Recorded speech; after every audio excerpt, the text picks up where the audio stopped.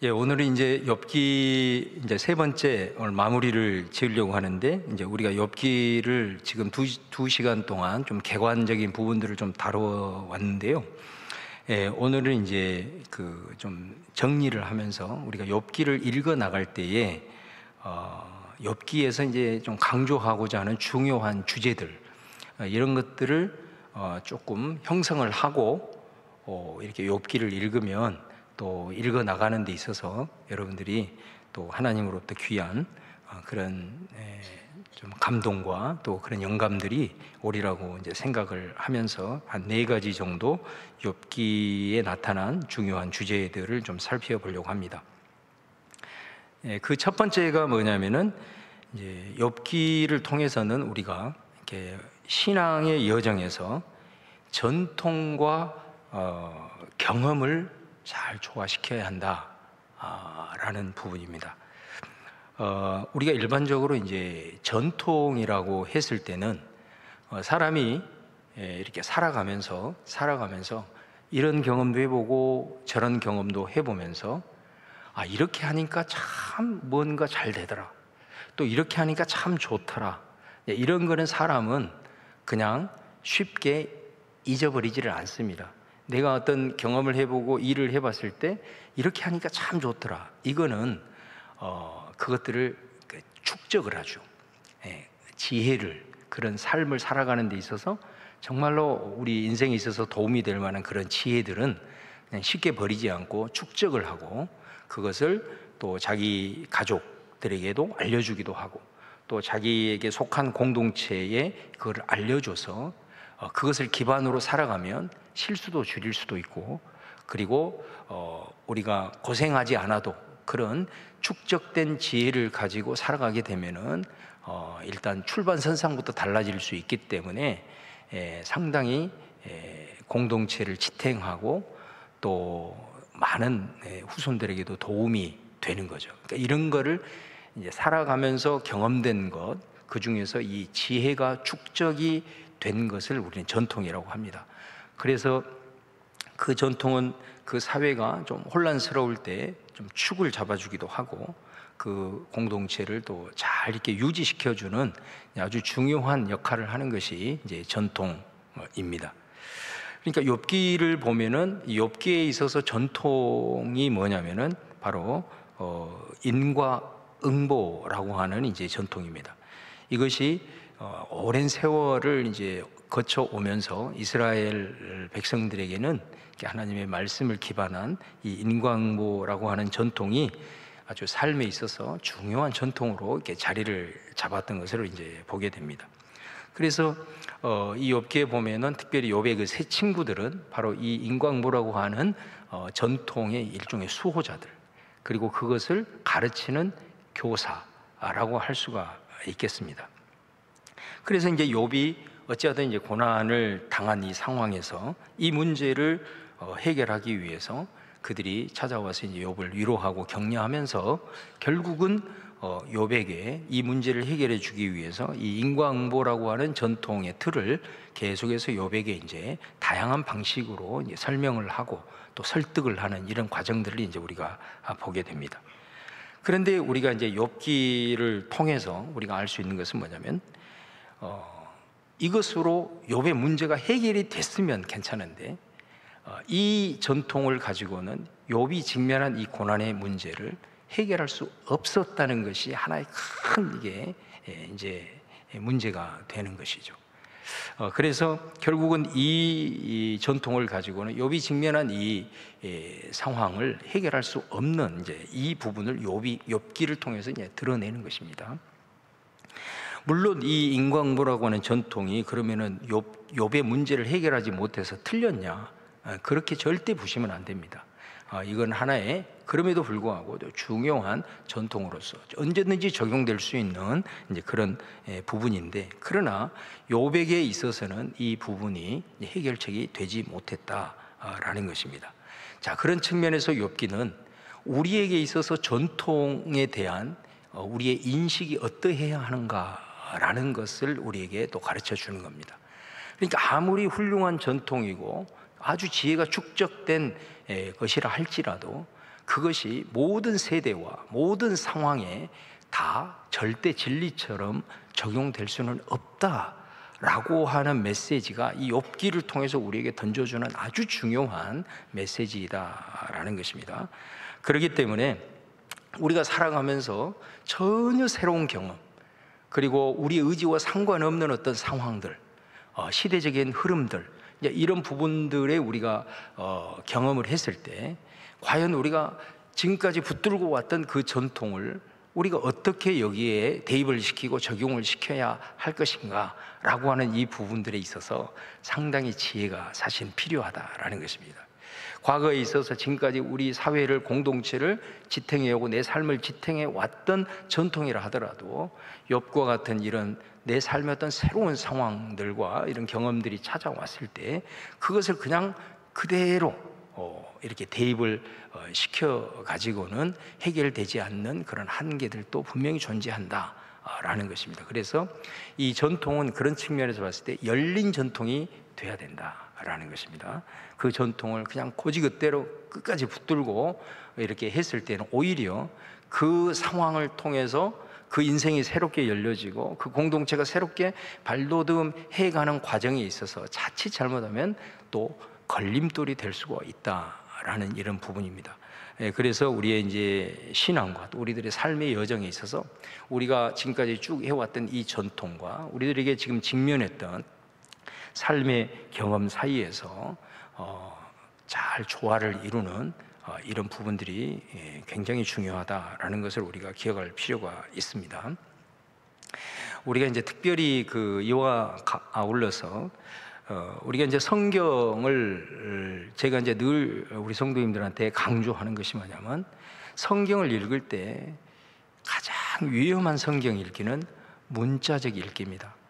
물론 우리가 문자 그대로 읽어도 그 자체가 하나님의 말씀으로 이제 다가오는 것이 있는데 그 성경 자체를 어떤 것도 배제한 채 그냥 문자 그대로를 그냥 들이밀거나 또 그대로를 고지고대로 이렇게 읽어나가면서 그렇게 하는 경우는 상당히 신앙적으로는 큰 문제가 발생을 할 수 있는 여지가 많습니다. 왜냐하면 성경 자체가 문자로 우리에게 그대로 주어지는 말씀이 아니에요. 그러니까 물론 이 성경 속에는 문자 그대로 말 그대로 절대 진리가 있습니다. 그러나 거의 대부분은 하나님의 말씀이 상황 속에서 해석이 되어져서 우리에게 주어졌다라는 것을 꼭 기억을 하셔야 됩니다. 그러니까 이게 이제 우리에게 하나님의 말씀으로 주어졌기 때문에 말씀이지, 이 말씀이 문자 그대로 모든 말씀이 다 절대 진리처럼 그렇게 받아들이면 안 된다. 왜냐? 이 성경에는 마귀의 말도 있거든요.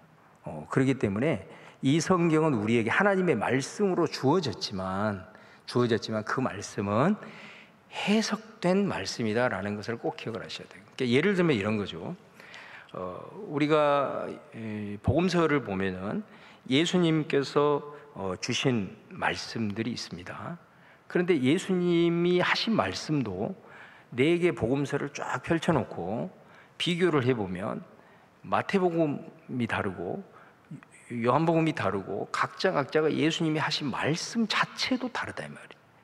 그러니까 그것은 무엇을 의미하느냐면 이 성경 자체가 누가는 예수님의 말씀을 받아서 그 말씀을 받아서 우리에게 하나님의 말씀으로 전달을 할 때는 그 말씀이 누가 자신이 속한 공동체 상황에서 그 예수 그리스도의 말씀을 성령의 감동을 따라서 사실은 해석을 한 거예요.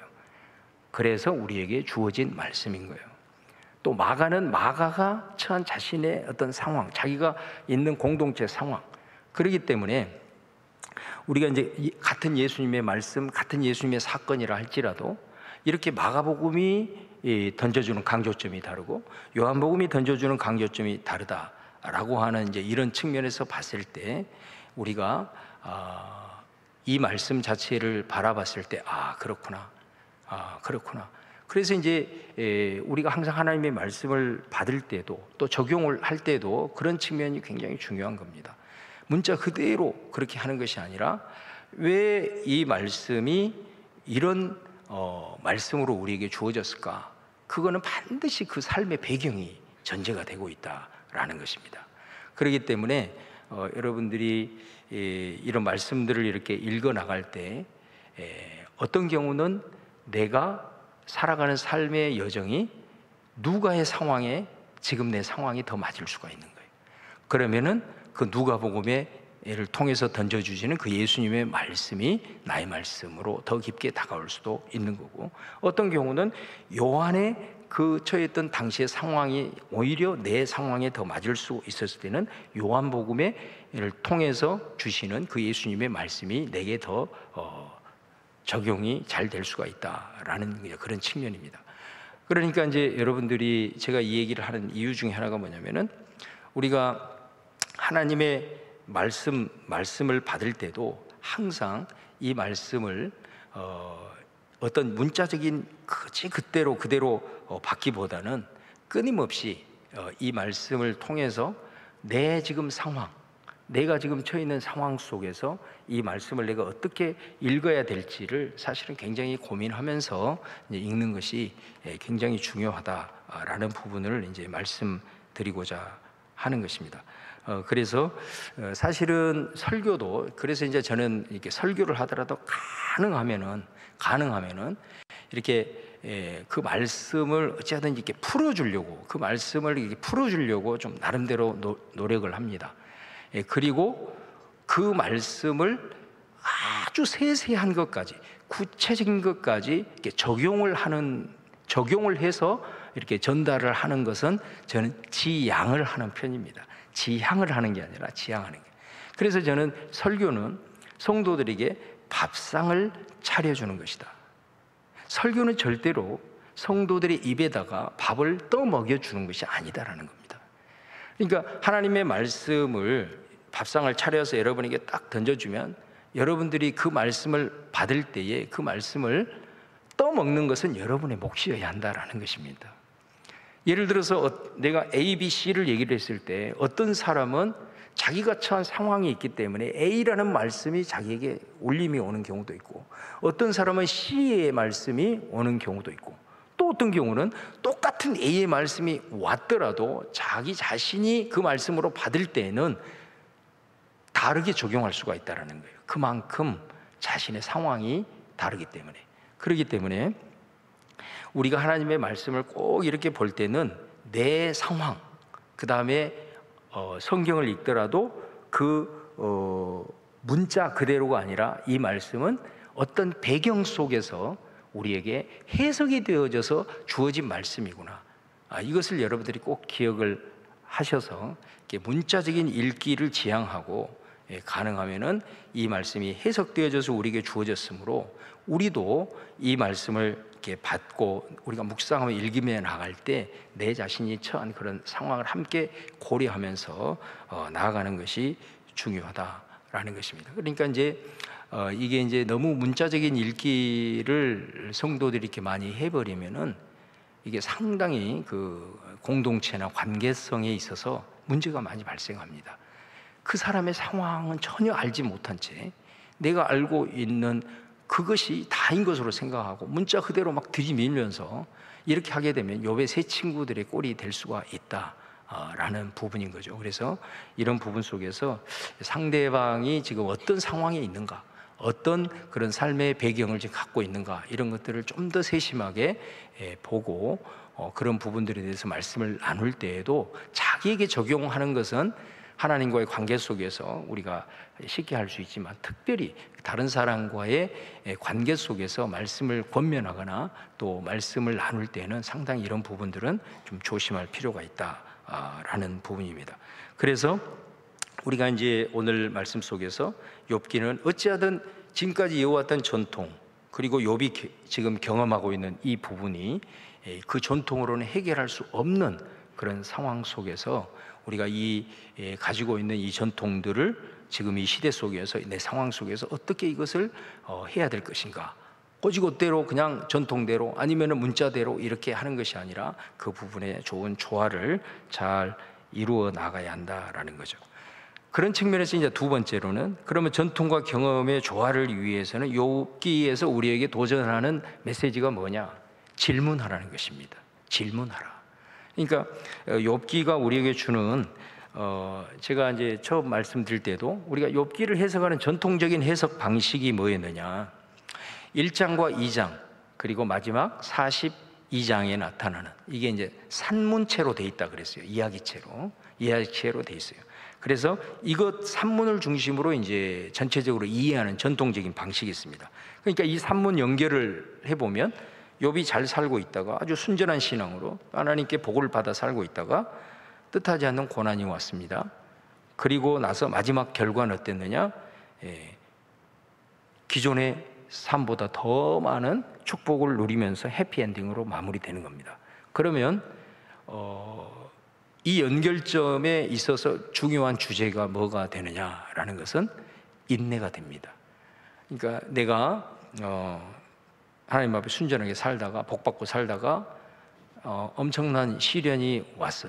그러나 그 의미를 알지 못한 채 굉장히 탄식하고 있음에도 불구하고 욥의 마지막 결과를 봐라. 결국은 그 속에서 인내하고 또 참고 이렇게 하다 보면 반드시 하나님께서 좋은 결과를 주실 것이다 라고 이제 읽게 되는 방식이 이제 전통적인 산문을 연결시켜서 우리에게 주는 이제 욥기의 기본적 메시지다라는 거죠. 그러니까 이 전통 방식을 틀렸다고 할 수는 없는 거예요. 이것도 아주 중요한 욥기를 해석하는 방식 중에 하나입니다. 왜냐하면 제가 서두에서도 말씀드린 대로, 첫 시간에 말씀드린 대로 야고보서에서 이런 방식을 가지고 욥을 해석하고 있기 때문에 그래요. 야고보서 5장 그 10절 11절에 보면은 이런 말씀을 하죠. 형제들아, 주의 이름으로 말한 선지자들을 고난과 오래 참음의 본으로 삼으라. 보라, 인내하는 자를 우리가 복되다 하나니 너희가 욥의 인내를 들었고 주께서 주신 결말을 보았거니와. 좀 PPT 한번 보셔서 좀 적절하게 좀 띄워주시면 좋을 것 같아요. 너희가 욥의 인내를 들었고 주께서 주신 결말을 보았거니와 주는 가장 자비하시고 긍휼히 여기시는 이시니라. 그러니까 야고보서에서 형제들에게 이렇게 권면을 한 거죠. 너희들이 지금 매우 이렇게 여러 가지 어려운 상황 가운데 처해 있는데 선지자들이 그 당했던 고난, 또 욥이 당했던 그런 고난을 너희들이 본으로 삼아라. 그러면서 욥을 얘기를 하잖아요. 너희가 욥의 인내를 들었거니와 주께서 주신 그 결말을 너희들은 알고 있지 않느냐. 그러므로 그런 고난의 상황이 있을 때는 인내하는 이런 부분들이 매우 중요하다라고 야고보서가 그렇게 말을 하고 있어요. 그러니까 이거는 아주 욥기를 해석하는 데 있어서 중요한 하나의 주제가 되는 것이죠. 자, 그런데 그러면 이 욥기의 이 핵심을 이루고 있는 그 시문체로 되어 있는, 운문으로 되어 있는, 시처럼 되어 있는, 노래처럼 되어 있는 이 3장에서부터 41장까지. 자, 이 내용이 어떤 내용입니까? 거의 똑같은 비슷한 내용이 계속해서 사실은 반복이 되고 있는 거거든요. 그것은 욥과 욥 친구들 사이에서 토론입니다. 끊임없이 자신들의 생각을 가지고 서로 변론하고 질문하고 또 대답하고 이렇게 해서 논쟁하고 이런 내용이 계속해서 반복이 되는 게 이제 이 욥기에 있는 가운데의 내용이죠. 그러니까 어떻게 보면 읽을 때는 그냥 아무 생각 없이 이렇게 막 쭉쭉 읽어 나갈 때는 막 그 말이 그 말 같고 막 계속 반복하는 것 같고 이제 그런 메시지로 나와 있는데, 사실은 이 부분이 굉장히 중요한 부분을 의미하고 있다라는 것입니다. 그거는 뭐냐면 이 부분이 이렇게 긴 이유, 그리고 토론이 있을 수밖에 없었던 그 이유는 전통으로는 욥이 자신이 직면한 상황이 해결이 되지 않기 때문에 이 답을 찾아내기 위한 몸부림이다라는 거죠. 이것이 굉장히 중요한 메시지를 우리에게 던지는 겁니다. 그러니까 신앙의 어떤 우리가 이해할 수 없는 어떤 상황들, 특별히 고난의 문제 앞에 직면해 있을 때 내가 지금까지 알고 있었던 전통, 그 다음에 내가 알고 있었던 하나님의 말씀, 또 내가 지금까지 경험했던 어떤 신앙의 그런 경험으로는 도저히 이해가 안 되는 이제 이런 상황들이 꼭 고난의 문제만이 아니고도 우리에게 이게 다가올 때 그 부분에 대해서 우리가 어떤 자세를 가지고 사실은 나가야 될 거냐. 이 기나긴 과정을 통해서 알 수 있는 것은 욥은 끊임없이 친구들한테도 질문하고 때로는 논쟁하고 하나님 앞에 탄식하면서 끊임없는 질문을 던졌다라는 것이죠. 그래서 어찌 보면은 이 욥 자체가 이 부분들에 있어서 기존의 어떤 부분들에 대해서 끊임없이 질문하고 그것 가지고는 아닌 것 같은데 하면서 퀘스천 마크를 던지면서 또 하나님을 향하여서도 직접 침묵하지 마시고 이 부분에 대해서 나는 이렇게 생각하고 내 상황이 이런 상황인데 내가 알고 있었던 하나님의 말씀은 이런 건데 왜 지금 이런 말씀들이 다 지금 어그러지고 있습니까? 내 상황이 어그러지고 있습니까? 이러면서 이제 하나님 앞에 몸부림을 치고 있는 이제 그런 부분들을 우리에게 보여주고 있다는 거예요.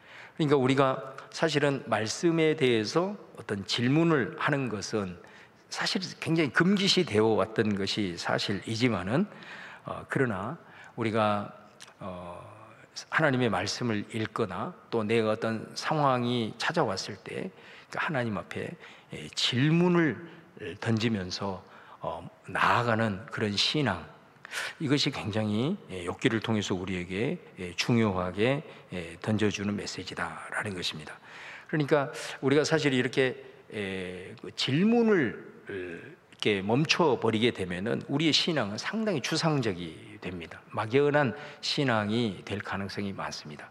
그러나 끊임없이 말씀을 보더라도 질문하고 또 내 상황에 대해서 기도하면서도 때로는 탄식하면서 막 하나님 앞에 질문도 던져보고 이렇게 몸부림을 치며 나아가는 그런 신앙이 되어질 때에 우리가 많은 것을 그 속에서 깨닫게 되고 또 그 속에서 신앙적 발돋움이 일어나게 되고 또 신앙이 부채화되어지는 이런 모습으로 나아갈 수 있다. 그래서 이 전통과 경험에 어떻게 조화를 이룰 것이냐. 나는 지금 처한 상황이 이런 상황인데 내가 지금 가져왔던 이 전통 사이에서 그 속에서 끊임없는 욥 자신이 질문을 하나님 앞에 던지면서 결국은 그 답을 찾아내면서 새로운 발돋움의 역사를 이루어가는, 그래서 이 욥기는 질문하는 신앙에 대한 그런 부분들을 우리에게 이제 도전을 하고 있다라는 것을 이제 기억을 해주시면 좋겠습니다. 그 다음에 세 번째는 이제 지난 시간에 우리가 좀 다루었던 이 창조론적 구원론, 이 부분에 대한 메시지입니다. 그러니까 사실은 그 부분을 조금 정리를 다시 해보면은, 그러니까 욥이 어찌하든 자신이 잘 살고 있다가 이제 고난을 당했잖아요. 고난을 당했는데 이 고난 속에서 아까도 말씀드린 대로 욥이 계속해서 하나님 앞에 이제 질문을 하면서 때로는 항변하면서 막 때로는 반항하는 그런 모습들도 나옵니다. 이제 그런 모습 속에서 결국은 하나님과 이제 대면하게 되는, 이제 이것이 욥기의 이제 클라이막스가 되는 것이죠. 그랬을 때 놀랍게도 하나님께서는 욥에게 욥이 기대하는, 욥이 바랬던 현실적인 대답을 주지 않고 오히려 욥에게 다시 질문을 하시는 거죠. 그러면서 네가 누구냐? 욥에 대한 정체성을 먼저 질문을 던지시면서 하나님께서는 진짜 욥이 기대했던 것과는 동문서답, 하나님의 그 어마어마한 창조의 세계에 대한 말씀들을 쭉 하시면서 그것 한마디 한마디를 막 욥에게 질문을 오히려 더 던지는 이런 상황을 맞이하게 됩니다.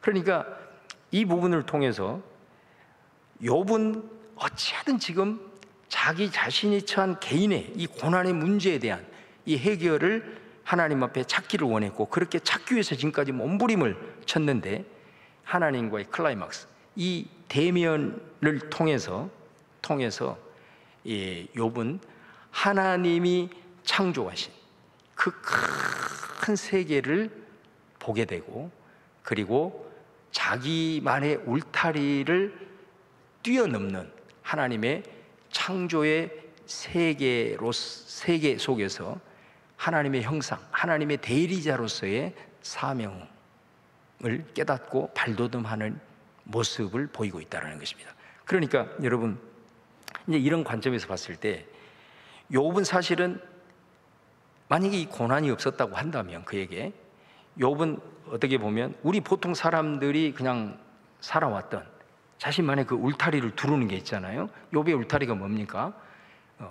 경제적인 그 재산이 많은 그 울타리로 쫙 자기를 두르고 있었잖아요. 자녀들도 늘 형통하고 신앙 안에서 잘 사는 그 울타리로 딱 두르고 있어요. 욥 자신도 얼마나 건강했어요. 건강의 울타리를. 그러니까 그 자기만의 어떤 울타리가 쫙 형성, 어느 누구도 흔들 수 없는 그 울타리 안에 있는 거예요.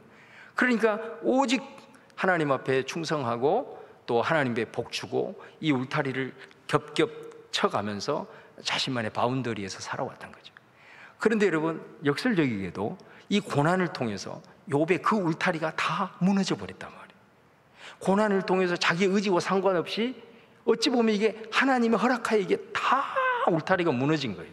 근데 그 울타리 무너짐이 결국은 뭐냐? 욥이 자기네 개인의 바운더리를 넘어선 하나님이 창조하신 온 세계를 볼 수 있는 결정적 계기가 되었다. 그리고 그 울타리가 벗겨짐으로 말미암아 그는 더 넓은 세계를 보게 되고 하나님의 그 신비의 창조 세계를 보게 되고, 그 신비의 창조 세계, 너는 누구냐? 하나님이 질문한 그거, 하나님의 형상, 그 말은 하나님의 대리자로서 창조 세계를 다스리는 위대한 존재로서의 사명감을 하나님께서는 일깨워 주신, 고난을 통해서 그 울타리를 벗겨버리시고, 그리고 뜬금없는 만남 속에서 하신 말씀이지만 창조 세계를 말씀하시는 이유가 바로 욥에게 그 발돋움의 역사를 이루기 위한 하나님의 섭리가 있었던 것을 이제 우리가 보게 된다라는 것입니다.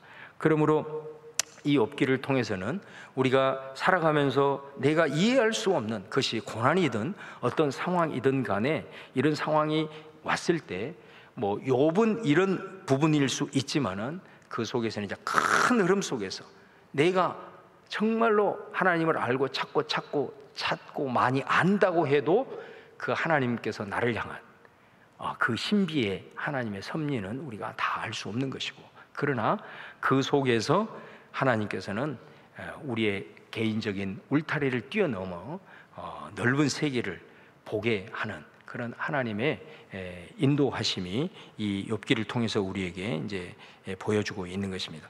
그러므로 저와 여러분이 어떤 특별히 어떤 삶의 이 고난의 상황에 찾아왔을 때 사실 그런 분들이 많습니다.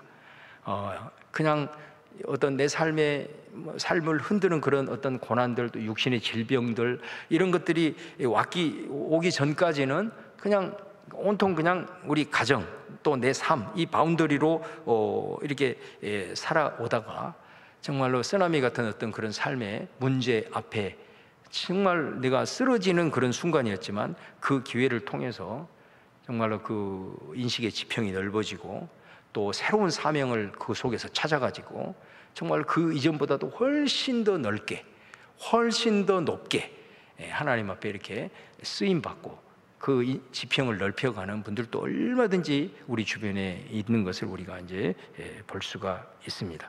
그러므로 이 욥기는 어찌하든 그것이 고난이든 어떤 형편이든 간에 어떤 개인적인 어떤 구원론의 그런 입각에서 우리가 살아갈 게 아니고, 사실은 우리를 하나님의 형상 대리자로 온 창조 세계를 다스리는 그런 사명자로 우리를 부르셨기 때문에 우리로 하여금 좀 그런 인식의 지평을 넓히고, 그리고 좀 주변에 나를 싸고 있는 울타리를 과감하게 좀 벗겨버려서 좀 넓은 세계를 좀 바라보는 그런 안목들이 우리에게 또 던져주는 그런 욥기의 중요한 주제라고 할 수가 있겠습니다.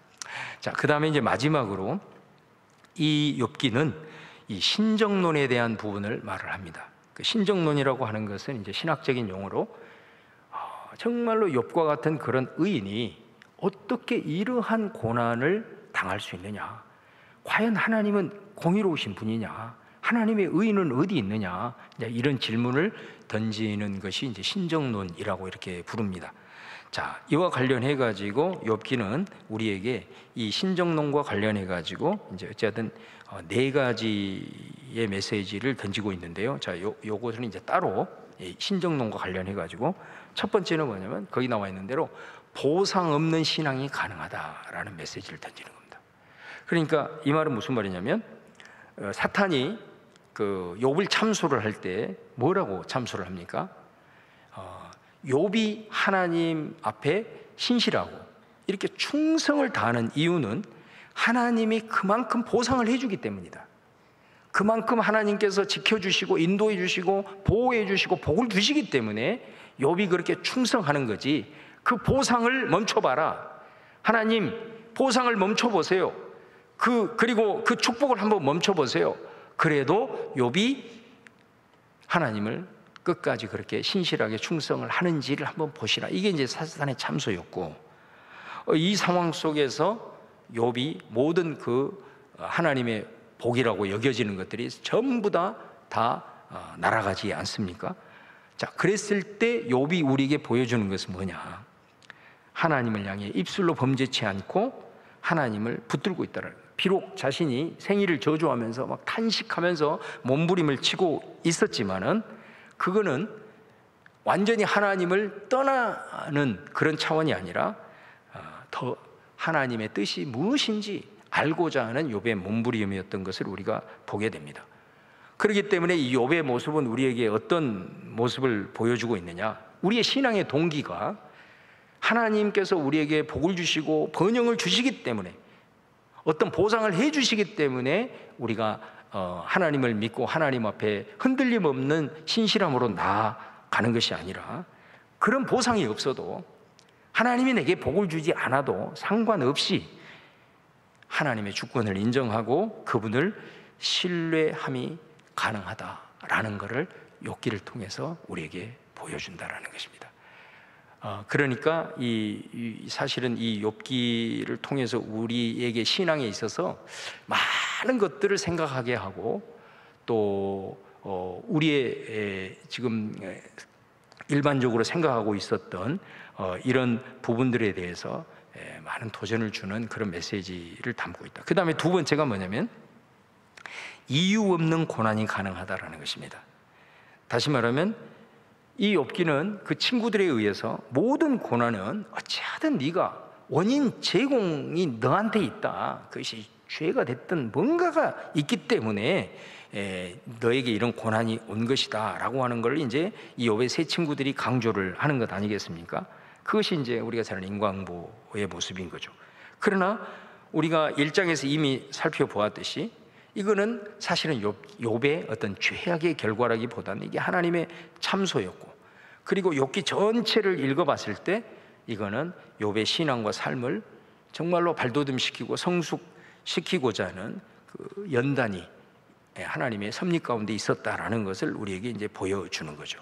자, 그런 측면에서 욥기라고 하는 것은 아주 중요한 주제가 고난인데, 이 고난의 원인에 대해서 단편적이고 아주 그 기계론적인 그런 인과응보의 틀을 넘어서서 다양하게 이 고난의 원인이 있을 수 있다라고 하는 것을 우리에게 제시를 해주고 있습니다. 그렇기 때문에 우리가 아까도 말씀드렸듯이 그런 개인이 어떤 처한 상황, 그 개인의 어떤 상황을 제대로 알지 못한 채 고난을 맞이하는 사람에게 함부로 내가 알고 있는 수준으로 함부로 쉽게 해결을 제시하고 얘기를 하는 것은 상당히 조심스러울 필요가 있다. 고난이라고 하는 것은 우리가 상상할 수 없는 여러 가지 다양한 그런 원인이 있을 수 있고, 진짜 우리가 말 그대로 이해할 수 없는 그런 상황 속에서의 고난도 얼마든지 가능하다라는 것을 이제 욥기는 제시를 하고 있습니다. 그 다음에 세 번째는 이제 욥이 고난을 당했을 때의 탄식. 이 탄식은 고난의 상황에서 취할 수 있는 정당한 행동 방식이다라는 것입니다. 그러니까 아까도 말씀드린 대로 욥기를 보면 여러분들이 한번 이렇게 쭉쭉 읽어보면은 굉장히 욥의 이 탄식 자체가 상당히 도발적입니다. 그리고 아주 하나님 앞에 굉장히 반항적인 그런 대목들도 많이 나타나고 있어요. 심지어 이거 신앙인이 이런 표현까지 하나님 앞에 할 수 있나? 뭐 이런 느낌도 받을 수가 있는 거거든요. 그런데 이 탄식에는 전제가 깔려 있는 거예요. 어떤 전제가 깔려 있느냐?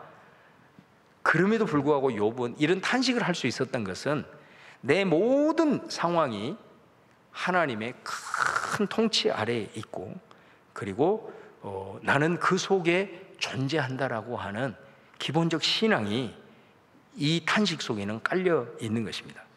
여러분, 예를 들면 우리가 어떤 사람과의 관계도 진짜 헤어질 것 같으면요, 말을 많이 하지 않습니다. 그러잖아요. 그냥 확 돌아서 버리는 거예요. 너 이제 끝이야 하고 말도 안 해버립니다. 그런데 막 헤어진다고 이제 너하고 나하고는 끝이야 하면서도 계속해서 막 잔소리를 하거나 또 막 불만을 털어놓는 경우가 있죠. 그러니까 이런 경우는 어떤 경우죠? 미련이 있다라는 것입니다. 나 너하고 헤어지고 싶지 않은데, 그러면서 자기 마음을 좀 알아달라 하면서 막 불평불만을 늘어놓는 거죠. 마치 이와 같습니다. 진짜 안 볼 사람은 말도 안 하고 돌아서 버리는 거예요. 그런데 욥이 만약에 하나님을 떠날 것 같으면 어때요? 그냥 이런 탄식도 안 합니다.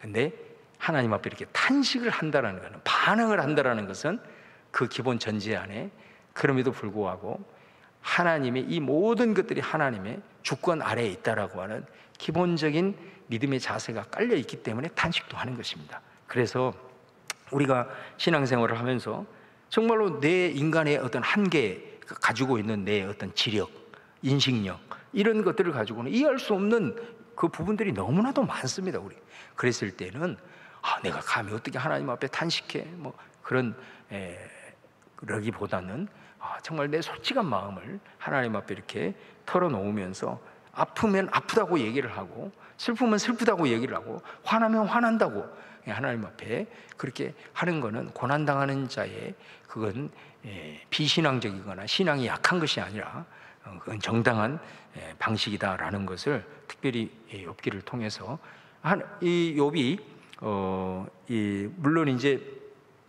하나님 앞에 이렇게 표현하는 그런 방식에 대해서는 하나님이 욥을 책망하거나 그러진 않습니다. 그런데 하나님께서 욥을 책망했던 거, 엘리후를 통해서, 아니면 하나님 자신이 욥에게 말했고자 했던 것은 뭐냐면 이 부분인 거죠. 네 좁은 생각으로 하나님을 판단하려고 했던, 하나님의 통치와 하나님의 이 세계를 판단하려고 했던 그 부분만큼은 하나님이 하시지만, 실제로 욥이 막 탄식하고 반항하고 이런 부분들에 대해서는 하나님이 그것이 뭐 잘못됐다 이렇게 말하고 있지는 않는다라는 이런 부분들, 그래서 이 탄식에 대한 이 부분을 우리에게 이제 말씀을 하고 있고요. 특별히 이제 우리가 시편에 가시면 우리가 이제 함께 나누겠지만은 그 150편의 시편 중에서 그 분류를 다 하거든요. 이거는 감사시다, 찬양시다, 무슨 뭐 제왕시다, 뭐 이런 식으로 다양한 분류를 하는데, 그 중에 가장 많은 그 분류가 탄식입니다. 탄식시. 그러니까 시편은 많은 최고로 많은 부분이 하나님 앞에 탄식하는 그런 시편이, 그것이 대부분을 차지하고 있다라는 것을 볼 수가 있어요. 그런데 그 탄식시의 특징이 어떤 특징을 가지고 있냐면, 막 하나님 앞에 엄청나게 막 탄식을 늘어놓습니다. 늘어놓는데 항상 마지막 끝부분에 가보면 전환이 일어납니다. 전환이 일어나요. 그래서 항상 탄식시의 마지막 부분은 감사로 끝납니다. 감사와 찬양으로 끝나거든요. 그러니까 그거는 역으로 뭐를 의미하느냐, 우리가 그런 이해할 수 없는 상황, 내 마음에 그런 어떤 감정, 이런 것들이 있을 때는 하나님 앞에서 솔직하게 그것을 충분히 드러내고, 저는 묘 죽겠습니다, 사람 앞에 가가지고 내가 이렇게 하지 말고 하나님 앞에서 막 털어놓고 탄식하고 하나님 앞에서 몸부림을 치면서 왜 저는 보복 안 해주냐고 막 그러면서 하나님 앞에 그렇게 하셔야 돼. 그렇게 할 때에 결국은 나중에 가서 그 영혼이 치유되고 또 하나님의 만지심이 있고 또 회복의 역사를 주시는 걸 우리가 볼 수 있어요. 그래서 탄식에 대한 이 부분들도 우리가 좀 보게 되고, 그 다음에 네 번째는, 자, 고난당하는 자에게는 그러면 우리가 어떻게 대해 줘야 되느냐라고 했을 때는 가장 우선적으로는 공감과 위로가 필요하다라는 것을 우리가 알 수가 있습니다. 자, 이 부분을 여러 가지로 설명할 수 있겠으면, 이 공감과 위로는 어떨 때 우리가 할 수 있느냐? 그거는 신앙인으로서 성경에 나타난 관점을 다양화시켜야 됩니다. 제가 아까 처음에 말씀했던 대로 하나님의, 예수님의 절대적 진리의 말씀이라도 우리에게 성경으로 전해지는 것은 그들이 처한 배경과 상황 속에서 해석된 말씀으로 우리에게 주어졌기 때문에, 우리가 어떤 상황에서는 이런 상황에 처할 수 있고 저런 상황에 처할 수 있고, 또 똑같은 시대를 살아가면서도 똑같은 상황을 맞이하면서도 이 사람은 이런 생각 저런 생각 할 수 있기 때문에, 우리가 내가 가지고 있는 어떤 관점, 이것이 다른 사람에게도 그대로 정답이 된다라고 하는 것은 상당히 우리가 좀 경계하면서 조심해야 되는 부분이다라는 것입니다. 그렇기 때문에 우리가 자칫 잘못하면 이 세 친구들처럼 이렇게 나오는 이유가 뭡니까? 이 친구들은 오직 하나의 관점, 이 고난에 대한 원인, 이거는 인과응보적인 이 관점만 가지고 있었기 때문에 욥이 처한 이런 상황들에 대해서는 이해가 안 되는 거죠. 그렇기 때문에 계속해서 처음에는 위로한 듯 하면서 나중에는 이제 정죄 모드로 가고 있는 것 아니겠습니까? 그리고 나중에 엄청나게 하나님 앞에 그들이 책망받는 것을 우리가 이제 보게 되는데, 고난에 대한 관점이 한 가지가 아니라 아까도 말씀드린 대로 다양하기 때문에 그런 것들을 우리가 잘 알고, 또 기도에 대한 성경의 관점도 다양한 스펙트럼을 가지고 있고, 이런 그런 부분들을 우리가 다양한 관점들을 성경을 통해서 잘 형성을 하게 되면 우리는 상당히 어떤 상황에 대해서 답을 주려고 하기보다는 공감과 위로를 해준다. 그 공감과 위로는 결국은 이런 다양한 관점을 형성할 수 있는 포용력에서 결국은 나오게 된다라는 것입니다. 그래서 우리가 끊임없이 하나님의 말씀을 더 알아가야 될 이유, 그 다음에 이런 다양한 관점들을 형성해 나갈 때에 우리가 많은 사람들을 품을 수 있고, 또 그 사람들을 우리에게 공감해주고 위로해 줄 수 있는 것이다 라는 것을 좀 말씀을 드리고요. 마지막으로는 이제 이 욥기를 통해서 특별히 이 신정록 관련해서 창조주 하나님은 그럼에도 불구하고 우리 인간 이해를 초월해서 섭리하신다. 제가 아까도 말씀드린 대로 욥과 하나님과의 이 대화 속에서 욥이 기대했던 답, 하나님은 그 말을 하지를 않으시죠. 그리고 오히려 질문을 던지시죠. 그리고 그런 속에서 욥이 자기 생각으로 어느 정도 그림을 그리고 있는 모든 생각들이 산산조각이 깨지면서 그 하나님의 창조의 세계에 대한 메시지를 듣고 욥은 그가 상상하지 못했던 하나님의 세계와 하나님의 섭리의 역사를 거기에서 이제 깨닫게 되면서, 내가 입으로 내가 이치를 함부로 가렸던 자기에 대해서 회개하고, 내가 이전까지는 하나님을 귀로 들었지만 이제 내가 눈으로 봅니다 라고 이제 얘기를 했던 것처럼, 하나님께서는 우리들의 삶에 있어서 그분의 섭리 가운데 작동을 해 나가실 때는 때로는 우리의 이해를, 우리 인간의 오감으로 인식할 수 있는 이해를 훨씬 뛰어넘는 그분의 섭리가 있다라는 것을 우리가 좀 기억을 하시면서, 우리가 말씀을 통해서 또 하나님의 세계, 하나님의 인도하심에 대해서도 많이 이렇게 알면 알수록 좋지만은, 그러나 그럼에도 불구하고 그분의 어떤 광대하심, 또 인간의 이해로는 측량할 수 없는 그분의 신비, 이 부분을 우리가 인정할 수밖에 없는, 자, 이거를 우리에게 이제 욥기는 보여준다라는 것입니다. 자, 그러므로 이와 같은 내용을 좀 여러분들이 기본적으로 좀 깔고 욥기를 이렇게 읽어 나가시면, 또 욥기를 통해서 하나님께서 주시는 그런 귀한 음성들을 잘 들을 수 있으리라고 여겨집니다. 할렐루야.